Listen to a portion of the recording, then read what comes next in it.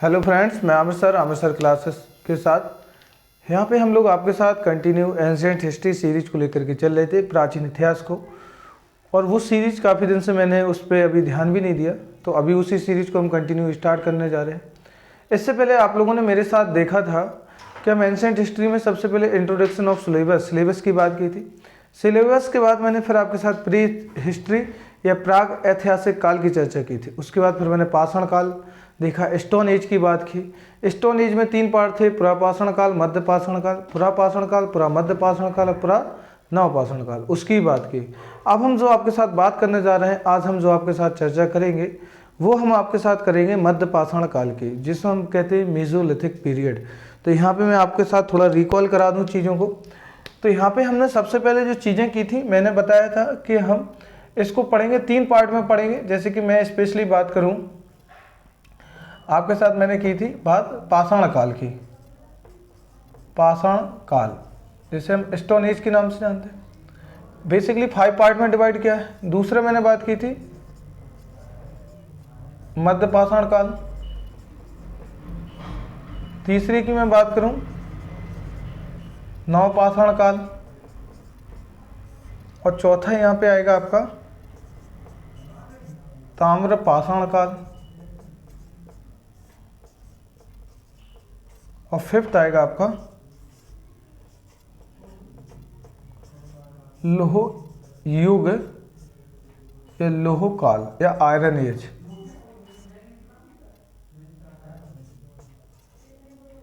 क्या आएगा? लोह काल, जैसे हम क्या कहेंगे आयरन एज, इसको हम पढ़ेंगे। तो इन सब चीज़ों की यहाँ पे मैं आपके साथ बात कर रहा था। इसको आप जानते हैं, जो इंग्लिश मीडियम के स्टूडेंट है वो भी है, तो यहाँ पे बता दें इसको स्टोन एज, ठीक है। इससे मेसोलिथिक, इसे नियोलिथिक, और इसे बोलेंगे आपके ब्रॉन्ज एज,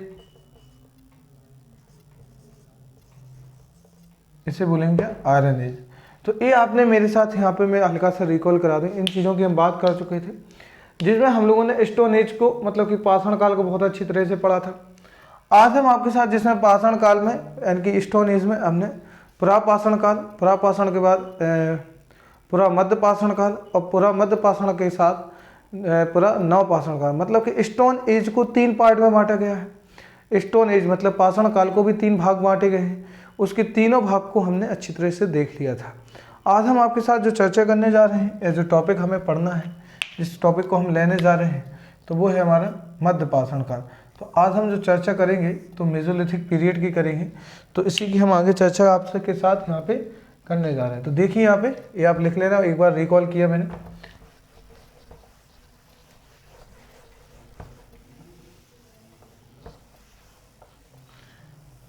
अब देखिए यहाँ पे, तो आप हेडिंग डालना। सेकंड नंबर पर क्या है? मध्य पाषाण काल, जिसे इंग्लिश में क्या कहते हैं? मेसोलिथिक। क्या कहते हैं इंग्लिश में? मेसोलिथिक। इंग्लिश में क्या बोलते हैं? Mesolithic period. क्या बोलते हैं इंग्लिश में? Mesolithic period. तो इंग्लिश में कहते हैं इसको मेसोलिथिक पीरियड, ठीक है। तो ये आप देखना। अब मैं इसकी बात करूं तो मैंने हर बार बोला था आपसे कि जितनी भी चीज़ें पढ़ेंगे, चाहे पुरापाषाण काल पढ़ें, मध्य पाषाण काल पढ़ें, नवपाषाण काल पढ़ें, या ताम्र पाषाण काल पढ़ें, या फिर लोह काल पढ़ें, आयरन एज पढ़ें, उन सबको हम 4 पार्ट में डिवाइड करेंगे। सबसे पहले तो हम उसकी बात करेंगे किसकी? समय की। किसकी बात करेंगे? हम उसकी समय की बात करेंगे। समय के बाद फिर उसके देखेंगे लक्षण। लक्षण का मतलब क्या रहता है? उसमें चेंजेस क्या हुआ, उसकी मतलब कि उसकी स्पेशलिटीज़ क्या है, तो वो चीज़ की चर्चा करेंगे। फिर उस समय पे जो औजार मिले हैं, औजार मतलब जो वेपन्स मिले हैं, फिर हम उनकी बात करेंगे वेपन्स की। वेपन्स के साथ साथ जो हम बात करने वाले हैं, फिर हम बात करेंगे क्षेत्र मतलब एरिया, स्थल की, कि ये जगह कहाँ पे है। तो ये 4 पॉइंट की मैंने आपसे हर बार बात की थी। तो मध्य पाषाण काल का हम सबसे पहले यहाँ पे स्पेशली बात करूँगा। थोड़ा सा मैं बता दूँ, इस पीरियड के भी एक राइटर रहे हैं जिसने इस चीज़ की बात की है, और ये बात है 1867 की। तो 1867 में एक विद्वान रहे हैं, मतलब कि विद्वान CS कराइल, CS कराइल,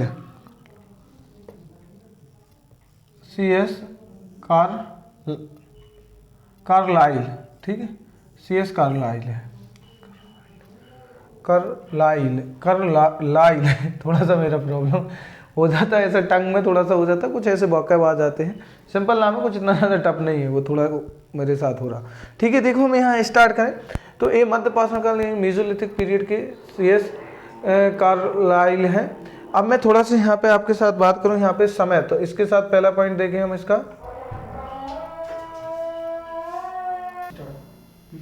तो देखो यहाँ पे मध्य पाषाण काल का हमने देख लिया कि इसके जो विद्वान थे, जो कौन थे, इसके विद्वान थे जिनने यहाँ पे पूरा कॉन्सेप्ट दिया हुआ है। ठीक है, अब मैं बात कर रहा हूँ इसमें पहला, सबसे पहले हम यहाँ पे मैंने पहले बोला था हम समय की चर्चा करेंगे, किसका, टाइम। तो टाइम देखेंगे हम कि किस समय से किस समय तक रहा। समय आपका जो रहा है वो 10,000 से, मतलब कि 10,000 से कितना, 4,000 के बीच का टाइम पीरियड इसमें ऐड किया जाता है। ये सब बात कर रहा हूँ आपकी ईसा पूर्व की भी बात कर रहा हूँ, याद रखना ईसा पूर्व। आगे मैं बताऊंगा ईसा पूर्व मतलब AD और BC में डिफरेंट क्या है, CE वगैरह रहता है, तो वो भी इन सब चीज़ों की बात करूंगा। तो यहाँ पे समय जो इनका है 10,000 से 4,000 बात करूंगा, 10 से 4। अब मैं बात करता हूँ इनके स्पीसीज, इनका क्रमागत विकास कैसे हुआ, या फिर इनका बात कर सकते हैं लक्षण। तो इनका विकास या डेवलपमेंट की बात करें, इसी को हम बोलेंगे इनके लक्षण, क्या क्या इनमें चेंजिंग आए, पहले पीरियड के कंपैरिजन में अभी क्या चेंजिंग आए। तो देखो सबसे पहले मैं यहाँ पे आपके साथ यहाँ पे चर्चा कर चुका था और बात भी कर चुका था, यहाँ पे इन लोगों ने क्या, धनुष और बाण, धनुष और बाण का उपयोग करने लगे। क्या है, शिकारी थे, शिकारी ही रहेंगे, अभी शिकार करेंगे, धनुष बाण है शिकारी, और क्या, आंखें टक, एक जगह से दूसरी जगह, आंखें टक, आंखें टक बोलते हैं एक जगह से दूसरी जगह कर जाना। और मैं बात करूं कि और क्या करेंगे, विकास लक्षण ये रहेगा, धनुष और बाण का उपयोग, शिकारी थे, आंखें टक थे। यहाँ पे क्या, पशुपालन करने लगे, क्या करने लगे, पशुपालन, पशुपालन करना सीख गए हैं। पशुपालन में सबसे पहला जो मिलता है, जो पहला साक्ष्य जो मिलता है, पहला पशु इनने कौन सा पाला, तो सबसे पहला पशु जो मिलता है वो कुत्ता मिलता है, कौन सा, डॉग, कुत्ता, डॉग। इम्पोर्टेंट रहेगा कि पहला जो साक्ष्य मिलता है एनिमल, मतलब कि पशुपालन करने में, हस्बेंड्री करने में, तो यहाँ पे जो मिलता है एनिमल हस्बेंड्री में पहला जो एविडेंस मिलता है वो आपका कुत्ता मिलता है। आंखें टक तो थे ही, एक जगह से दूसरी जगह जाना, शिकार करना, शिकार के लिए 2-2, 3-3 दिन, 10-10 दिन तक जंगलों में शिकार करते रहते थे। ये सब चीज़ों की यहाँ पे चीज़ें मिलती हैं और ये तो मिलेंगी। अब मैं थोड़ी सी और इसमें बात करूँ और क्या क्या इसमें चेंजिंग आएगा उनकी भी हम बात करेंगे। इससे पहले अभी तक यहाँ एविडेंस नहीं मिलती, लेकिन यहाँ पे समाधान के एविडेंस मिलते, मतलब समाधान मतलब अंतिम संस्कार के, कि इनकी जो डेड बॉडी है इस समय पे जो कंकाल मिले, तो उनसे पता चलता है कि यहाँ पे ये लोग अंतिम मतलब कि दफनाना, जैसे बॉडी को दफना देना या जला देना, ऐसा कुछ सीख गए थे। यहाँ पे समाधान का साक्ष्य मिलता है यहाँ पे। और क्या मिलता है, यहाँ पे जो लेडीज थी, औरतें थी, तो वो क्या करने लगी थी, पत्थर के क्या, आभूषण का उपयोग देखने को मिलता है, पत्थर के आभूषण का प्रयोग, आभूषण, पत्थर के आभूषण का प्रयोग। तो इन चीज़ों की भी बातें मिलती हैं यहाँ पे जो इम्पोर्टेंट रही। तो इसमें विकास और लक्षण में आप इतनी चीज़ें देख सकते हो। अब मैं तीसरा, तो ये था सेकंड वाला, अब मैं करता हूँ थर्ड पॉइंट की बात, किसकी, थर्ड पॉइंट की बात। तो थर्ड पॉइंट की जो यहाँ पे बात स्पेशली कर रहा हूँ, वो कर रहा हूँ मैं औजार की बात, वेपन्स। तो औजार की बात करूँ, माइक्रोलिथ, क्या, माइक्रोलिथ। अब ये क्या है, तो मैं इसकी थोड़ी बता दूं। माइक्रोलिथ जो इम्पोर्टेंट रहेगा कि अभी जो इनके पास औजार थे, जो हथियार या वेपन्स यूज कर रहे थे, पत्थरों के ही कर रहे थे, इसमें भी पत्थर के ही औजार का उपयोग किया जाएगा, क्योंकि अभी इनको कोई धातु का ज्ञान नहीं है। धातु का नॉलेज जब इनको होगा, या किसी मतलब की जो मेटल्स हैं वो इनको मिलेंगे ताम्रपाषाण काल में, ब्रॉन्ज एज में। ब्रॉन्ज एज के बाद फिर आएगा आयरन एज, उनमें बात करेंगे हम। अभी पूरा स्टोन एज ही चल रहा है। स्टोन एज में ज़्यादातर ये चीज़ें जो यूज करेंगे वो आपके पत्थर के ही यूज करेंगे ज़्यादातर। तो अभी आप ये देखो, ये लोग क्या आभूषण पहनने का करने का उपयोग सीख गए। इसके बाद यहाँ पे जो चीज़ें मिलती हैं, इसमें जो माइक्रोलिथ मतलब अभी औजार जो बना रहे थे पत्थरों के, बहुत ज़्यादा बड़े बड़े औजार बना रहे थे, बड़े औजारों का उपयोग कर रहे थे। अभी इन लोगों ने क्या किया, छोटे छोटे औजारों का उपयोग करना सीख लिया, और उनके साथ साथ छोटे औजारों के साथ साथ उनको क्या चिकना बनाना, मतलब धारदार बनाना, नुकीला बनाना। तो यहाँ पे जो क्या था, उनको नुकीला क्या बोल सकते हैं हम, नुकीला, और क्या बोलेंगे, धारदार। तो ये देखिए नुकीला और धारदार। यहाँ पे स्पेशली माइक्रोलिथिक में जो था, मैं जो बता रहा था आपको, यहाँ पे सूक्ष्म औजारों का उपयोग किया गया। किस में किया गया, सूक्ष्म औजार। सूक्ष्म मतलब छोटे छोटे जो औजार थे, जो वेपन्स थे यहाँ पे, वो ज़्यादा नुकीले और क्या थे, धारदार थे। अब मैं यहाँ पे आपके थोड़ी सी चर्चा कर लूँ। मैं स्पेशली अब आपकी बात कर रहा हूँ यहाँ पे स्थल की, कि जगह कहाँ पे है। तो स्पेशल मैं जगह की बात करूँगा आपके साथ। तो देखिए यहाँ पे स्थल, जिन्हें हम क्षेत्र कह सकते हैं, किन क्षेत्रों में ये चीज़ें रहेंगी। तो ये आपका स्पेशली 4th पॉइंट आ जाएगा। क्या आ जाएगा, और मैं आपके साथ पहले ही बात कर चुका हूँ कि 4 पॉइंट इसमें हमें स्पेशल पढ़ना है। 4 पॉइंट हमें स्पेशली पढ़ना है इसमें, जिसमें पहला पॉइंट आपका रहेगा समय, दूसरा विकास या लक्षण, तीसरा औजार, और चौथा आपका रहेगा स्थल। ठीक है, चौथा क्या रहेगा, स्थल या क्षेत्र की मैं बात करूं तो इसमें 2 क्षेत्र बहुत इंपॉर्टेंट रहेंगे। इसमें 2 क्षेत्र रहेंगे। एक तो इसमें आपका रहेगा बागौर, बागौर आपका राजस्थान, आरजे लिख रहा है, आरजे का मतलब क्या है, राजस्थान, तो ये इंपॉर्टेंट रहेगा। और दूसरा इसमें इंपॉर्टेंट रहेगा आदमगढ़। क्या रहेगा, आदमगढ़। आदमगढ़ कहाँ पे, मध्य प्रदेश, एमपी। तो दूसरा ये इंपॉर्टेंट रहेगा। तो बागौर और राजस्थान से इनके बहुत सारे साक्ष्य मिलते हैं। कहाँ कहाँ से, बागौर और राजस्थान से इनके बहुत सारे एविडेंस मिले हैं। क्या क्या एविडेंस मिले, हम उनकी भी चर्चा करेंगे आपके साथ, और उन पर भी हम आपके साथ एक एक पॉइंट पे हम आपके साथ यहाँ पे क्या करेंगे, बात करेंगे। अब यहाँ से किस चीज़ के साक्ष्य मिलते हैं, ये देखो इंपॉर्टेंट है। इन दोनों पे 5000 साल ईसा पूर्व, 5000 ईसा पूर्व क्या मिलते हैं यहाँ पे जो मिलते हैं 5000 ईसा पूर्व, पशुपालन के साक्ष्य मिलते हैं। किसके, पशुपालन मतलब एनिमल हस्बेंड्री के, पशुपालन के साक्ष्य मिलते हैं। तो ये इंपोर्टेंट हो जाएगा पॉइंट। क्वेश्चन आएगा कि पशुपालन के साक्ष्य मध्य पाषाण काल में मेसोलिथिक में कहाँ पे मिलते हैं। तो बागौर राजस्थान और आपका आदमगढ़ मध्य प्रदेश। ये वही आदमगढ़ है, नर्मदा घाटी के किनारे है, जिसमें हमें पहला मानव कंकाल मिला था। भारत का पहला मानव खोपड़ी मिली थी यहाँ पे, जो ये मस्तिष्क का पार्ट है, तो ये वाला मिला था। तो यहीं पे उस जगह पे इन सब चीज़ों की क्या हमें बात की गई है। अब मैं अगली मैं बात करूं लेखैया उत्तर प्रदेश। इसमें अगला जगह की बात कर रहा हूं लेखैया। लेखैया जो जगह आती है ये आपकी है कहाँ पे, इलाहाबाद। इलाहाबाद यूपी। तो इलाहाबाद यूपी में मिला है। अब लेखैया इलाहाबाद यूपी में ये क्यों फेमस है, यहाँ पे जो मिला है वो आपका मानव कंकाल मिले हैं। क्या मिले हैं यहाँ पे, मानव, इस टाइम पीरियड के मानव कंकाल मिले बहुत बड़ी मात्रा में। क्या मिला है यहाँ पे लेखैया इलाहाबाद यूपी में बहुत ज़्यादा या बड़ी मात्रा में क्या मिला है, मानव कंकाल मिले हैं। तो ये चीज़ रहेगा इंपॉर्टेंट, सर्वाधिक मानव कंकाल मिले हैं। ठीक है, सर्वाधिक मात्रा में, तो यहाँ लिख लेना सर्वाधिक, ज़्यादातर।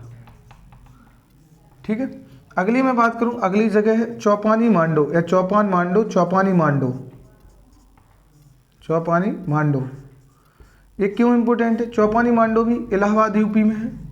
कहाँ पे है, इलाहाबाद यूपी में, उत्तर प्रदेश में है। इसमें क्या मिला है, इसमें आपको जो मिले हैं वो इंपॉर्टेंट रहेगा। इसमें मृद भांड, क्या मिले हैं, मृद भांड, प्राचीनतम साक्ष्य मिले हैं, प्राचीनतम साक्ष्य। आप कहोगे सर मृद भांड क्या होता, तो हल्का से ये समझ लीजिए मेरे साथ। मृद भांड क्या है, मृद भांड जो है वो आपके क्या है, मिट्टी के बर्तन। क्या रहेंगे, मिट्टी के बर्तन, जिसमें रंगीन है, कई प्रकार के रंग, लाल, काले, पॉलिशदार भी मिले हैं। तो इन सब चीज़ों को मैं एक हल्का सा इसको थोड़ा स्पेशली बता दूंगा कि लाल बर्तन कहाँ है, रेड कलर का मृद भांड कहाँ मिला है, रेड कलर का जो मिट्टी का बर्तन था वो कहाँ पे मिला है, और आपका काले कहाँ पे मिले हैं, गेवरिया रंग के कहाँ पे मिले हैं, ये सब चीज़ों की मैं आपके साथ क्या चर्चा कर लूँगा। काले पॉलिशदार भी बर्तन यहाँ पे मिले हैं, तो इनकी मैं स्पेशली हम आपकी बात कर लेंगे। तो ये देखा आपने, देखो किन किन जगह पे, बागौर राजस्थान और आपका आदमगढ़ मध्य प्रदेश से पशुपालन के साक्ष्य मिलते हैं, एनिमल हस्बेंड्री के साक्ष्य मिलते हैं, तो ये इंपॉर्टेंट रहेगा। ये मैं बात कर रहा हूँ आपके इंपॉर्टेंट याद रखना मध्य पाषाण काल की, तो ये इंपॉर्टेंट पॉइंट है। अब बात करूँ मैं लेखैया और इलाहाबाद से, यूपी से मानव कंकाल सबसे ज़्यादा मिले, मतलब सबसे ज़्यादा जो ह्यूमन बॉडी है, जो कंकाल है मानव की जितने भी, तो वो यहाँ पे एक बहुत बड़ी मात्रा में मिले हैं। अब यहाँ देखिए दूसरा है चौपानी मांडो, बहुत हर बार एग्जामों में पूछा जाता है, चौपानी मांडो बहुत इंपॉर्टेंट है। यहाँ पे बर्तन मिले हैं, सबसे प्राचीनतम साक्ष्य यहाँ पे स्पेशली मिले हैं। तो एक बार मैं थोड़ा सा, आप ऐसा कीजिए, मैं हटा जाता, स्क्रीनशॉट ले लीजिए, इसको लिख लीजिए थोड़ी देर के लिए।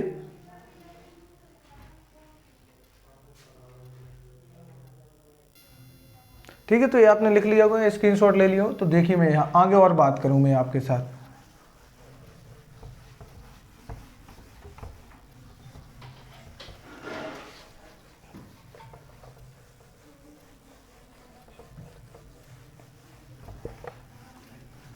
आप लिखते जाइएगा, मेरे साथ नोट्स बनाते जाइएगा, और जो भी डाउट हो तो मुझे कमेंट ज़रूर कीजिए, मैं आपका सॉल्व करने की कोशिश करूँगा। अब आगे हम बात करते हैं, अभी स्थलीय टॉपिक चल रहा है, हमारी जो 4th हेडिंग है उसी पे हम आपके साथ कंटिन्यू बात कर रहे हैं, जिसमें हम बात कर रहे हैं स्थल को लेकर के या क्षेत्र को लेकर के। तो इससे पहले हमने आदमगढ़ को देखा, चौपानी मांडो को देखा, लेखैया को देखा, और आपको किसको देखा, बागौर को देखा। अब मैं बात करूं और कौन कौन से इंपॉर्टेंट है। अब मैं थोड़ी एक स्पेशल मैं बात कर रहा हूं, एक आपका उत्तर प्रदेश का जिला है जो इसकी मैं बात करूंगा, और वो जिला है आपका प्रतापगढ़। क्या है, प्रतापगढ़, प्रतापगढ़ यूपी। तो यूपी का क्या है, एक डिस्ट्रिक्ट है प्रतापगढ़। इसकी मैं बात करूं, इसमें कुछ जगह जो मिली हैं बहुत इंपॉर्टेंट है, जिनकी मैं बात करूंगा। इसमें जो पहली जो जगह मिली है वो मोस्ट इंपॉर्टेंट है। पहली जो जगह मिली है वो मिली है सराय नाहर, नाहर। क्या मिली है, सराय नाहर, सराय नाहर, ये जगह मिली है। अब इसमें क्या मिला है, इसकी मैं बात करूंगा। हर बार आता है कि जो सराय नाहर किस टाइम पीरियड की जगह के साक्ष्य मिलते हैं, किस समय के साक्ष्य मिलते हैं, तो मध्य पाषाण काल के साक्ष्य मिलते हैं। और सराय नाहर कहाँ है, तो सराय नाहर आपके प्रतापगढ़ जो उत्तर प्रदेश मतलब यूपी का एक डिस्ट्रिक्ट है वहाँ पे। अब इसमें क्या क्या चीज़ों के साक्ष्य मिलते हैं, किन किन चीज़ों की बात करती है, तो मैं अगर मैं बात करूँ सबसे पहले, तो इसमें देखो पहला पॉइंट में लिख रहा, सबसे पहले इंपोर्टेंट है, मोस्ट इंपोर्टेंट है, सबसे ज़्यादा क्वेश्चन पूछे गए। सबसे पहले युद्ध के साक्ष्य यहीं पे मिले। क्या मिले हैं, सबसे पहले युद्ध के जो साक्ष्य मिलते हैं। ऐसा कहा जाता है कि यहाँ पे युद्ध हुआ होगा, तो सराय नाहर में यूपी के जो प्रतापगढ़ है तो यहीं पे मिले हैं। दूसरे में पॉइंट की बात करूँ, यहाँ पे 4 नर कंकाल एक साथ मिले। क्या मिले हैं, 4 नर कंकाल, जो मेल हैं उनकी डेड बॉडी मतलब जो कंकाल उनका बचा है, जो हड्डियों का ढांचा, वो 4 एक साथ यहीं पे मिले हैं, एक साथ मिले। 4 नर कंकाल क्या एक साथ। अब ऐसा कहा जाता है कि एक साथ लड़के मर गए होंगे, मतलब कि आपस में लड़ करके। आगे इसमें बात करें, यहाँ पे क्या मिलता है, स्तंभ गर्त मिलता है। क्या मिलता है, स्तंभ गर्त। ठीक है, दूसरे में पॉइंट की बात करूं जो यहाँ पे इंपॉर्टेंट रहेगी, जो दूसरी जगह है इसी में आपका आएगा, प्रतापगढ़ के ही अंदर का आएगा, जिसका नाम है आपका महदहा। महदहा क्या है, महदहा। तो इसकी मैं थोड़ी आपके साथ बात कर लूँ, एक क्यों इंपॉर्टेंट है। महदहा में यहाँ पे क्या मिलता है, ये भी उत्तर प्रदेश यूपी में, ये सब यूपी में आएगा। सेकंड पॉइंट का बात करूँ महदहा में, तो आपका मृग श्रृंग के छल्ले मिले हैं। क्या, मृग श्रृंग के छल्ले। ठीक है, मैं अभी बात कर रहा इन पे है क्या, मैं एक एक चीज आपके साथ डिस्कस करूंगा। हड्डियों के आभूषण यहीं पे मिलते हैं, तो क्या मिलते हैं, हड्डियों के आभूषण। ठीक है, हड्डियों के आभूषण मिलते हैं। और यहाँ पे क्या, स्त्री पुरुष युगल समाधान। क्या मिलता है, स्त्री पुरुष युगल समाधान। अभी मैं एक एक पॉइंट आपके साथ डिस्कस करने वाला हूँ। देखिए यहाँ पे, तो मेधा में जो मिला है मृग रंग के छल्ले मिले। मृग रंग मतलब होता है मरा हुआ हिरन, मरे हुए हिरन मतलब उसका पहले शिकार किया गया होगा, तभी तो ऐसा तो नहीं कभी जीता गए और उसके हिरन के सर से सींग उखाड़ के ले आए, तो ऐसा तो पॉसिबिलिटी है नहीं। तो पहले हमने उस हिरन को मारा होगा, शिकार किया होगा, फिर मारने के बाद उसके सींग तोड़े होंगे, उस सींग को तोड़ करके फिर उनके क्या बनाए होंगे, छल्ले बनाए होंगे उसके सींग के। छल्ले किस लिए, जैसे अंगूठी होती हाथ में पहनने में जो काम आती, उसी प्रकार ये छल्ले काम आते थे पहनने के लिए। फिर हड्डियों के आभूषण, तो देखिए उस समय हड्डियों के भी क्या, जैसे मान लो मृग रंग के छल्ले वाली सींग के मतलब आभूषण बन गए, उसी प्रकार आपके क्या हो जाएगा, हड्डियों के आभूषण क्या हो जाएंगे, हड्डियों के आभूषण हो जाएंगे। ठीक है, तो हड्डियों के आभूषण के साथ साथ स्त्री पुरुष युगल समाधान, ये आभूषण पहले।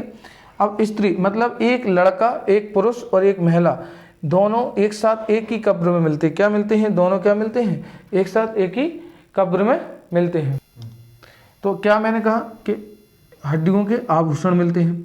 स्त्री पुरुष मतलब पुरुष और महिला, तो ऐसा कहा जाता है, इसको ऐसा देख करके ऐसा लगता है कि शायद सती प्रथा रही हो। अब आप कहोगे सर सती प्रथा में तो आग में जलकर मरना, ज़रूरी नहीं। ऐसा कहा हो कि साथ हम लोग एक ही मतलब कब्र में एक ही गड्ढे में लेटे जाते हैं, या उसका ऐसा हो गया होगा कि पहले उसका हस्बैंड मर गया हो और फिर उसके साथ उसकी वाइफ हो या जो लवर हो रही हो, तो वो भी इसके साथ मर गए, या फिर शायद जो ऐसा भी रहा हो। तो अभी तो हम इसको देख करके ऐसे ही अंदाज़ा लगा सकते हैं, या फिर आपस में किसी ने मार भी दिया हो, ऐसा भी हो सकता है। बस हमें ये याद रखना है कि स्त्री और पुरुष के युगल समाधान कहाँ पे मिले हैं, तो वो आपके मिलते हैं कहाँ पे, मैदाह में।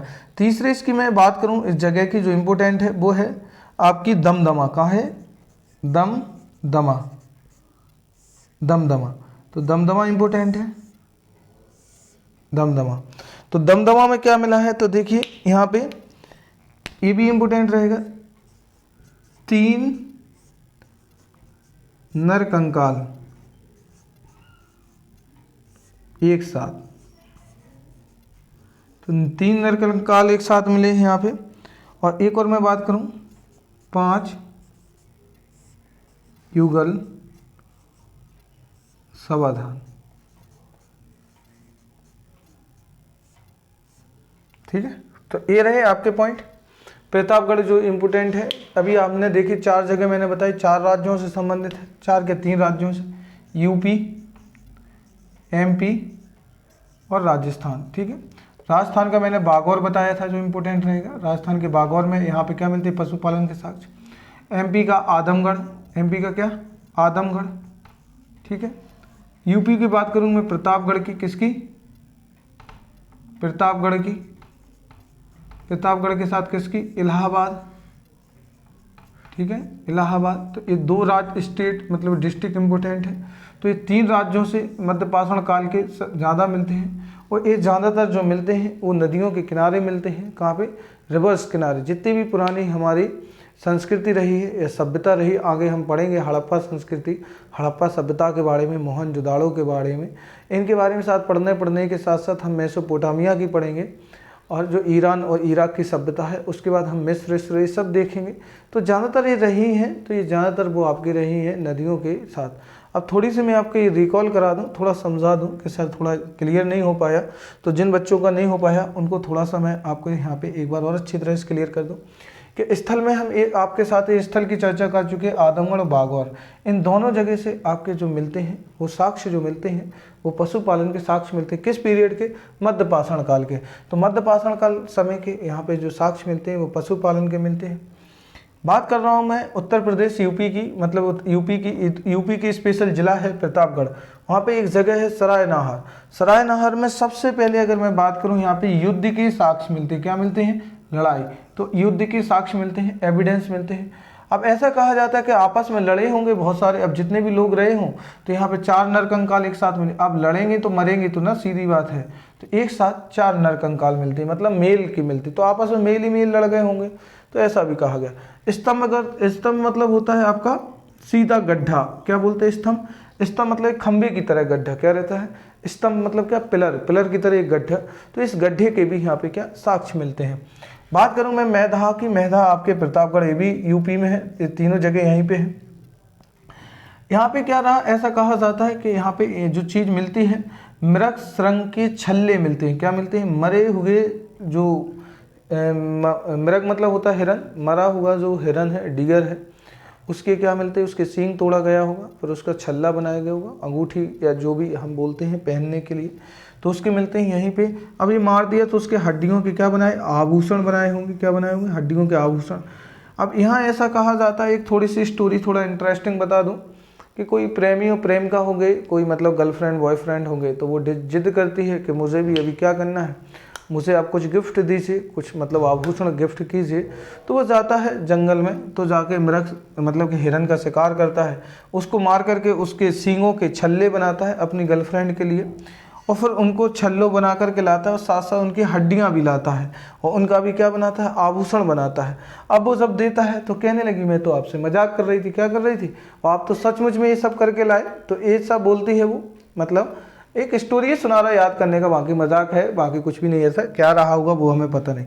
तो ऐसा वो कहती है कि मैं तो आपके साथ क्या कर रही थी? मजाक कर रही थी। जो लड़की है वो कहती है मैं मजाक कर रही थी। इसी चक्कर में उसने क्या किया, अपनी इसको जो गर्लफ्रेंड थी, लड़की है, गर्ल्स को मार दिया।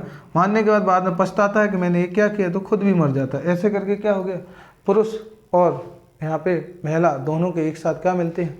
युगल समाधान, एक ही कब्र में दोनों की बॉडी मिलती है। तो ये हो गया आपका कहाँ? मैं दहा में। बात करूँ मैं दमदमा की। दमदमा की स्टोरी क्या है? 3 नरकंकाल एक साथ मिलते हैं। अब 3 कैसे, क्या रही होगी बात? क्या मार के डाल दिया तीनों को एक साथ?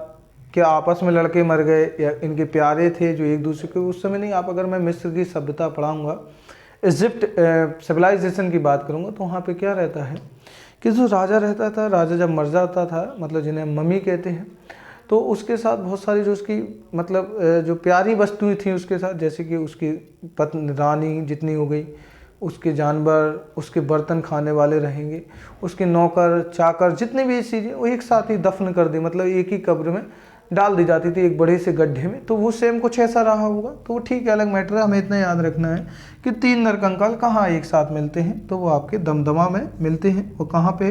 दमदमा आपका उत्तर प्रदेश प्रतापगढ़ में है। 5 युगल समाधान मिलते हैं। अब ये देखिए इंपॉर्टेंट है, 5 युगल समाधान।